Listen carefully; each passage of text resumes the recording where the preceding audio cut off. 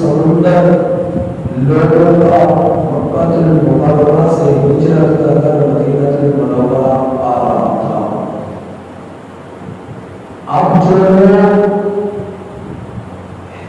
مکہ المکرمہ سے ہجرت کر کر مدینہ المنورہ تشریف لائے اور ہجرت کا مقصد اپنے رب کے حکم کی تعمیل تھی، دین کے خاطر،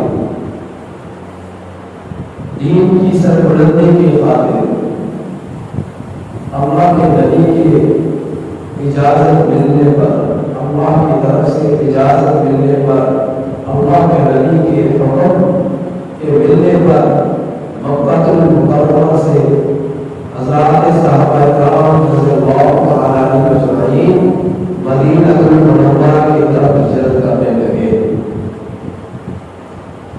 آج جب یہ لوگ جو مہاجرین ہیں، ہجرت کرنے والے ہیں، ان کی مکہ المکرمہ میں زمینیں تھیں، جائیدادیں تھیں، گھر بار تھا، تجارت تھی، کاروبار تھا، سب کچھ چھوڑ کر دین کی خاطر، اللہ کی خاطر، اللہ کے نبی کی خاطر مکہ المکرمہ کی سرزمین کو چھوڑا، پرواہ نہ کی کہ اتنی زمینیں لے جائیں گی، ہاتھ میں اتنی زمینوں سے پرواہ نہ کی، دکانداری سے ہاتھ میں ڈھونڈا، پرواہ نہ کی، اپنے محل اپنے مکان سے ہاتھ میں ڈھونڈا، پرواہ نہ کی کہ اپنی سرزمین جہاں پر وہ ان کی وجود نے پروان حاصل کی، عروج حاصل کیا،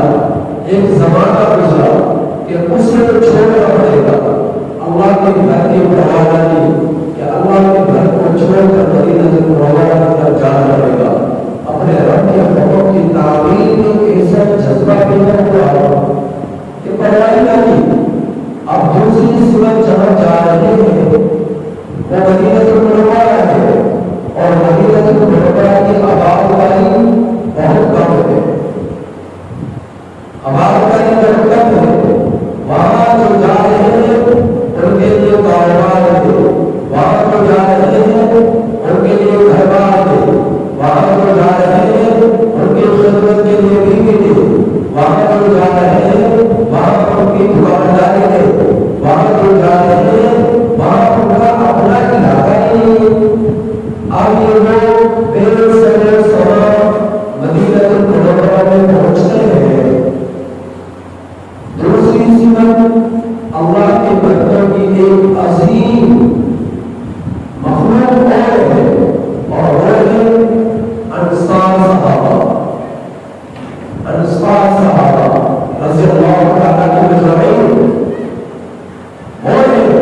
جب انہوں نے دیکھا کہ مہاجرین جو تشریف لا رہے ہیں، ان کے لیے گھر ہے، ان کے لیے ضروریات زندگی، کھانے پینے، رہنے سہنے پہننے اوڑھنے کے لیے سارے سامان نہیں، ضروریات زندگی نہیں، کیا کریں؟ انہوں نے اپنے گھروں میں انہیں مہمان بنا لیا، وہ مہمان بن کر ان کے گھروں میں ٹھہرے ہیں، وہ مہمان بن کر کے گھروں میں ٹھہرے ہیں۔ جب وہ ان کے گھروں میں ٹھہرے تو پھر کیا ہوا؟ حضرات انصار صحابہ رضی اللہ تعالی عنہم اجمعین نبی کریم صلی اللہ علیہ وسلم کے پاس تشریف لائے اور آ کر عرض کیا، اے اللہ کے رسول صلی اللہ علیہ وسلم، یہ مہاجرین ہمارے گھروں میں ہمارے گھروں میں مہمان بن کر ٹھہرے ہیں، ان کے اپنے گھر نہیں ہیں، ان کی یہاں زمینیں نہیں ہیں، ان کی یہاں پر جو ہے بیوی نہیں ہے کہ جو ان کے خدمت کر سکے، تو اگر آپ کا حکم ہو تو ہم کیا کریں؟ اپنی زمینوں میں سے آدھی زمینیں انہیں دے دیں، آدھی زمینیں انہیں دے دیں، اور اپنے مکانات میں ایک سے زائد مکانات ہیں، ایک مکان انہیں دے دیں، اور اپنی ہماری بیویوں میں سے، چونکہ عرب میں ایک بیوی رکھنے والے بہت کم ہیں، تعدد ازواج کی کثرت رکھنے والے بہت زیادہ ہیں، وہاں عرب کی سرزمین، آج بھی یہی دستور ہے۔ تو ایک سے زائد جن کی بیویاں ہیں وہ ان کے اندر یہ جذبات کہ اے اللہ کے رسول صلی اللہ علیہ وسلم آپ کی اجازت ہو تو ہم اپنی ایک سے زائد بیویوں میں سے ایک کو طلاق دیں اور اپنے مہاجرین بھائی کے ساتھ نکاح کرا دیں، اور ہماری ایک سے زائد زمینیں، ہماری جو زمینیں ہیں ان زمینوں میں سے آدھی آدھی زمینیں اپنے ان مہاجرین بھائیوں کو دے دیں۔ نبی کریم صلی اللہ علیہ وسلم نے جب یہ جذبہ انصار صحابہ دیکھا رضی اللہ تعالیٰ عنہم اجمعین، تو نبی کریم صلی اللہ علیہ وسلم نے مہاجرین اور انصار کے درمیان مواخات قائم کر دی۔ مہاجرین اور انصار کے درمیان مواخات قائم کر دی، یعنی بھائی چارگی قائم کر دی، اور فرمایا کہ زمینوں میں سے آدھا حصہ دینے کی ضرورت نہیں ہے، آپ ایسا کریں کہ جو تمہاری زمینیں ہیں ان زمینوں میں جو پیداوار ہیں ان کی خدمت پر ان مہاجرین کو لگائیں کہ وہ ان پیداوار کی دیکھ بھال کریں، زمینوں کی دیکھ بھال کریں، کھیتی باڑیاں کریں، غلہ اناج لگائیں، اور جو ہے پھلوں کی دیکھ بھال کریں، درختوں فروٹ والے پھلوں کے درختوں کی دیکھ بھال کریں، تو تمہاری زمینوں کی حفاظت کریں۔ تو وہاں پر یہ جو ہے بطور اجرت کے کام کریں، اور اجرت کیا ہے؟ فرمایا کہ جو آمدنی ہو، جو اس میں نفع ہو، اس نفع کو اپنے درمیان تقسیم کریں، یعنی نصف مہاجرین کے لیے، نصف انصار کے لیے۔ یہ کون فرما رہے ہیں؟ اللہ کا رسول صلی اللہ علیہ وسلم۔ تو حضرات انصار صحابہ رضی اللہ تعالیٰ عنہم اجمعین نے جب یہ قربانیاں دی، ایثار دیا، ایثار قائم کی، اور حضرات صحابہ اکرام رضی اللہ تعالیٰ عنہم اجمعین کے لیے سب کچھ پیش کرنے کے لیے تیار ہو گئے۔ کوئی خونی رشتہ تھا؟ نہیں۔ بھائی بہن کا رشتہ تھا؟ نہیں۔ باپ بیٹے کا رشتہ تھا؟ نہیں۔ ماموں بھتے بھانجے کا رشتہ تھا؟ نہیں۔ چاچو بھتیجے کا رشتہ تھا؟ نہیں۔ پڑوسی کا رشتہ تھا؟ نہیں۔ کسی بھی چیز کا رشتہ نہیں ہے مہاجرین اور انصار کے درمیان۔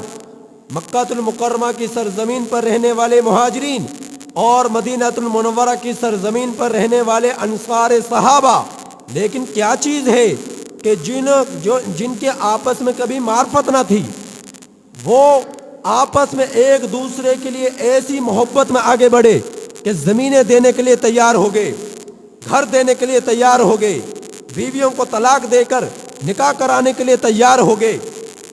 ایسی کیا بات تھی؟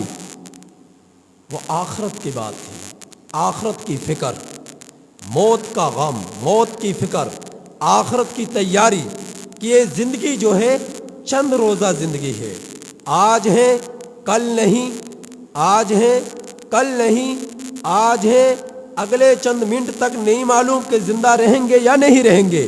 تو چند روزہ زندگی ہے، اور ہمیشگی کی زندگی ملنے والی ہے موت کے بعد۔ آخرت کے پردے اٹھ جانے کے بعد انہیں معلوم تھا کتنی ہی زمینیں کیوں نہ بنا لیں، کتنی ہی جائیدادیں کیوں نہ بنا لیں، کتنی تجارت کیوں نہ کر لیں، کتنے ہی محلات کیوں نہ بنا لیں، لیکن سب کچھ کو ایک دن چھوڑنا پڑے گا۔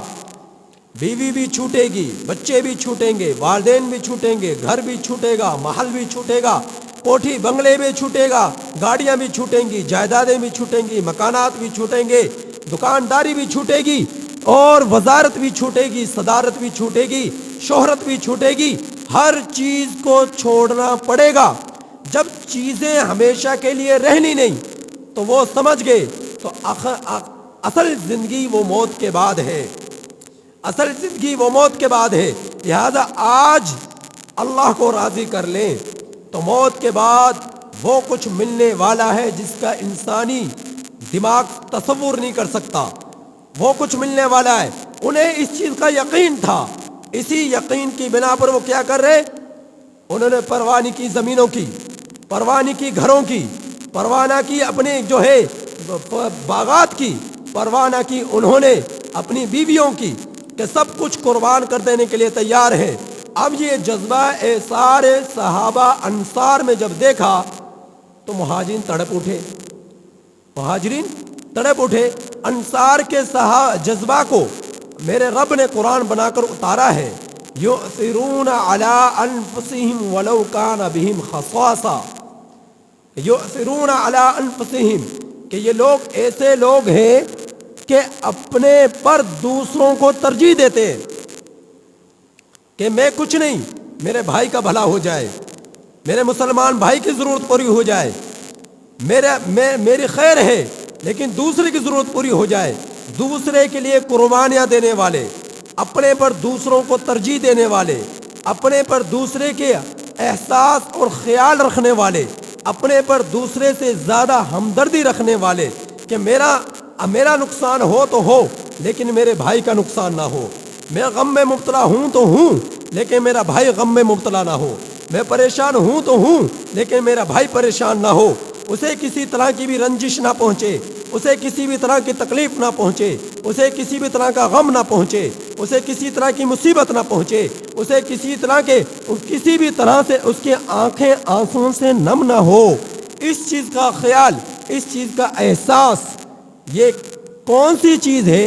ये दर्द जो पैदा कर रही, ये एहसास जो पैदा कर रही, ये एहसास जो पैदा कर रही, ये अल्लाह के रसूल सल्लल्लाहु अलैहि वसल्लम के साथ मोहब्बत है, इश्क है, आखरत की फ़िक्र है, अल्लाह की ज़ात से मोहब्बत है और अल्लाह का और जन्नत के इंतज़ार है, मौत के बाद की ज़िंदगी के मुंतज़िर हैं। तो इस वजह से उन्होंने अपने आप को दुनिया में फ़ना कर दिया, अपने से जुड़ी तमाम चीज़ों को अल्लाह के लिए फ़ना कर दिया कि मेरा रब मुझसे राज़ी हो जाए। तो इन कुर्बानियों को, एसार को जब देखा मुहाजिरीन ने, तो कहने लगे ए अल्लाह के रसूल सल्लल्लाहु अलैहि वसल्लम, सारी नेमतें अंसार को मिली जा रही हैं, सारी ही जो है फजीलतें इनको मिली जा रही हैं, सारा का सारा एसार इनको मिला जा रहा है, तो ए अल्लाह के रसूल सल्लल्लाहु अलैहि वसल्लम हम किस तरह इनसे आगे बढ़े, हम किस तरह इनसे आगे बढ़े? तो नबी करीम सल्लल्लाहु अलैहि वसल्लम ने इरशाद फरमाया कि तुम इनसे आगे इस तरह बढ़ सकते हो कि तुम इनके लिए दुआ करो, तुम इनके लिए दुआ करो और इनके शुक्रगुजार बने रहो, इनके शुक्रगुजार बने रहो कि इन्होंने तुम्हारा एहसास किया, इन्होंने तुम्हारा ख्याल किया, इन्होंने तुम्हें घर देने के लिए पेशकशें की, इन्होंने जो तुम्हें अपने जायदादें तुम्हें देने के लिए पेशकशें की, तुम इनके लिए दुआ करो। जब तुम इनके लिए दुआ करोगे, जब तुम इनका शुक्र अदा करोगे, एहसान मानोगे, एहसानमंद हो जाओगे, फिर क्या होगा कि अल्लाह की ज़ात से उम्मीद है कि तुम्हें भी वही अजर व सवाब मिल जाएगा जो इनको मिला हुआ है, तुम्हें भी वही अजर व सवाब और वही अज़मतें मिल जाएंगी जो इनको मिली हुई हैं। तो ये सहाबा दोनों तरफ अल्लाह के नबी के सहाबा हैं, एक किस्म मुहाजिरीन की है, दूसरी किस्म अंसार की है। अंसार इस तड़प में है कि हमारे मुहाजिरीन भाइयों का किस तरह हम ख्याल करें, मुहाजिरीन इस जज्बे में है कि हम अपने अंसार भाइयों से नेकी और तकवे में किस तरह आगे बढ़े, एक दूसरे से ये जिद्दोजहद आगे बढ़ने की। ये क्या चीज़ थी? आखरत की फ़िक्र थी, आखरत की फ़िक्र थी। जब तक आखरत की फ़िक्र ना होगी, जब तक मौत के बाद की तैयारी की फ़िक्र, मौत के बाद के पेश आने वाले हालात की फ़िक्र ना होगी, दर्द पैदा ना होगा, तो उस वक़्त तक इंसान दुनिया में रहते हुए झगड़ों से महफूज नहीं रह सकता, परेशानियों से बच नहीं सकता, गमों से बच नहीं सकता, दुख दर्द से बच नहीं सकता, जिस वक़्त तक आखरत की फ़िक्र ना होगी। यह आखरत की फ़िक्र ही ऐसी चीज़ है जो इंसान के दिल से माल की मोहब्बत को निकालती है। आखरत की फ़िक्र ही ऐसी चीज़ है जो इंसान के दिल से कोठी, बंगले, जायदाद और गाड़ियों की फ़िक्र को निकालती है। और आखरत की फ़िक्र ही ऐसी चीज़ है जो दुनिया के ज़िंदगी की मोहब्बत को दिलों से निकाल कर आखरत की तरफ राग़िब कर देती है, मुसल्लत कर देती है और इंसान के अंदर मुंज़बित हो जाती है। तो यह आखरत की फ़िक्र है। तो आखरत की फ़िक्र ऐसी हो, हज़रात सहाबा इकराम रज़ियल्लाहु तआला अलैहिम अजमाइन में ये फ़िक्र थी कि देखा नहीं कि एक मेहमान अल्लाह के रसूल सल्लल्लाहु अलैहि वसल्लम के पास तशरीफ़ लाया और हालात इतने तंग थे कि वसाइल की कमी थी, मसाइल बढ़े हुए थे। आप सल्लल्लाहु अलैहि वसल्लम के पास मेहमान बनकर आया, ایک صحابی کے پاس آپ صلی اللہ علیہ وسلم نے اس مہمان کو بھیجا، اس صحابی نے اس کی مہمان نوازی کی، لیکن کھانا اتنا تھا یا تو اپنے بچوں کا پیٹ بھر سکتے یا اس مہمان کا پیٹ بھر سکتے، تو لیکن انہوں نے کیا کیا؟ مہمان کو ترجیح دی۔ جب دیکھا کہ اگر ہم ان کے ساتھ نہیں بیٹھیں گے، کھانا نہیں کھائیں گے، تو پھر یہ ان کا دل جو ہے وہ پریشان ہو جائے گا، تو چراغ جو تھا وہ گل کر دیا، بجھا دیا، اور ان کے ساتھ کھانے میں یوں شریک ہو گئے جیسا کہ یہ بھی کھا رہے، اور ان کے ایسا اکرام کیا کہ خود بھوکے رہے لیکن مہمان کو بھوکا نہیں رہنے دیا، اللہ کے نیک بندے کو بھوکا نہیں رہنے دیا، اللہ کے رسول صلی اللہ علیہ وسلم کے پاس تشریف لانے والے شخص کو بھوکا نہیں رہنے دیا۔ یہ ان کے اندر جو ہے جذبات تھے اللہ کے مخلوق کے ساتھ محبت کے۔ ایک صحابی نبی کریم صلی اللہ علیہ وسلم سے پوچھنے لگے ای الاعمال خیر، اے اللہ کے رسول صلی اللہ علیہ وسلم سب سے بہترین اعمال نیکی کے کون سے ہیں؟ تو نبی کریم صلی اللہ علیہ وسلم نے ارشاد فرمایا ایمان باللہ و جہاد فی سبیلی، کہ اللہ کی ذات پر ایمان لانا اور اللہ کے راستے میں جہاد کرنا، یہ سب سے افضل ترین عمل ہے۔ سب سے افضل ترین عمل اللہ کی ذات پر ایمان لانا اور اللہ کے راستے میں جہاد کرنا، یہ سب سے افضل ترین عمل ہے۔ دوسرا صحابی کہنے لگا اے اللہ کا رسول صلی اللہ علیہ وسلم مجھے یہ تو بتلائیے ای الرقاب خیر، کہ افضل ترین ای الرقاب، سب سے افضل ترین غلام کی آزادی کون سی ہے؟ کون سے غلام کو آزاد کرنا افضل ترین عمل ہے؟ نبی کریم صلی اللہ علیہ وسلم نے ارشاد فرمایا ایسا غلام جو سمجھدار ہو، نفیس ہو، ایسے غلام کو آزاد کرنا افضل ترین عمل ہے۔ غلاموں میں سے غلام تو سبھی اس وقت زمانوں کے غلاموں کی کثرت تھی، تو غلام کے متعلق سوال کیا تو فرمایا کہ جو نفیس ہے، عقل مند ہے، سمجھدار ہے، اس غلام کو آزاد کرنے کا ثواب باقی اعمال میں بڑھ جاتا ہے۔ تو وہ صحابی فرمان لگے اے اللہ کے رسول صلی اللہ علیہ وسلم اگر غلام نہ ہو تو پھر کیا کریں؟ تو نبی کریم صلی اللہ علیہ وسلم نے ارشاد فرمایا کہ پھر تم ایسا کرو کہ جو ضرورت مند ہو، نکما کے الفاظ کہ جو ضرورت مند ہو، نکارا ہو، نکما ہو، اناڑی ہو، ایسے شخص کی کیا کرو؟ مدد کرو، ایسے شخص کی مدد کرو۔ پھر اس نے سوال کیا اے اللہ کا رسول صلی اللہ علیہ وسلم اگر ہم مدد بھی نہ کر سکیں، اتنا مال ہی نہ ہو کہ ہم نکمے شخص کی مدد کریں، اس کی ضرورت پورا کریں۔ نکما شخص کیسا؟ جس کے پاس ہنر نہیں ہے۔ نکما شخص کیسا؟ جس کے پاس روزگار نہیں ہے، تو اس کی ضرورت کو پورا کرنا، یا دماغی توازن اس کا درست نہیں ہے، تو ایسے شخص کی مدد کرنا، مال کے ذریعے سے، کھانے کے ذریعے سے اس کی ضرورت کو پورا کرنا۔ اور پھر انہوں نے سوال کیا اے اللہ کے رسول صلی اللہ علیہ وسلم اگر اتنی بھی ہمت نہ ہو پھر کیا کرے؟ نبی کریم صلی اللہ علیہ وسلم نے ارشاد فرمایا پھر ایسا کرو اپنے شر سے دوسرے کی حفاظت کرو، اپنے شر سے دوسرے شخص کی حفاظت کرو۔ اپنے شر سے، شر کیا ہے؟ کہ میری ذات سے دوسرے مسلمان کو تکلیف نہ پہنچے، میری بولی سے دوسرے مسلمان کا دل نہ دکھے، میرے تکبر سے دوسرے مسلمان کی جو ہے آہذاری نہ ہو، اس کے جو ہے اس کو اذیت نہ پہنچے۔ تو یہ ہے شر۔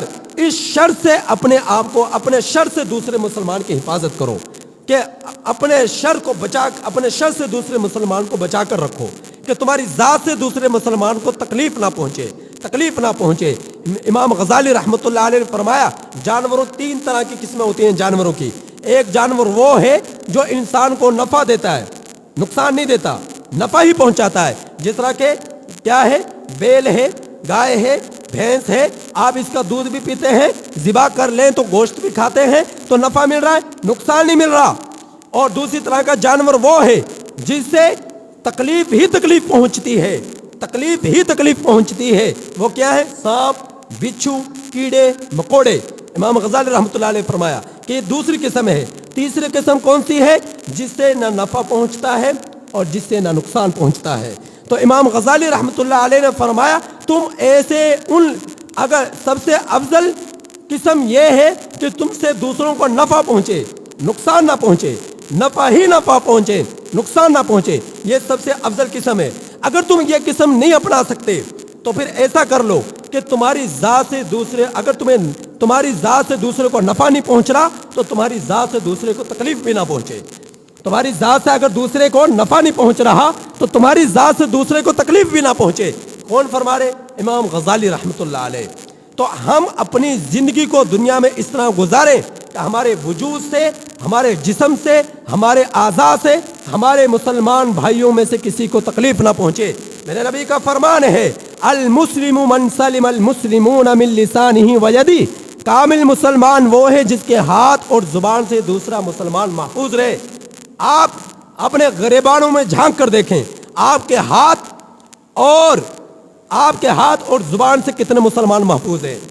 جس کے اندر تحمل مزاجی نہیں ہے، بردباری نہیں ہے، ایسا شخص اخلاق سے گرا ہوا ہے.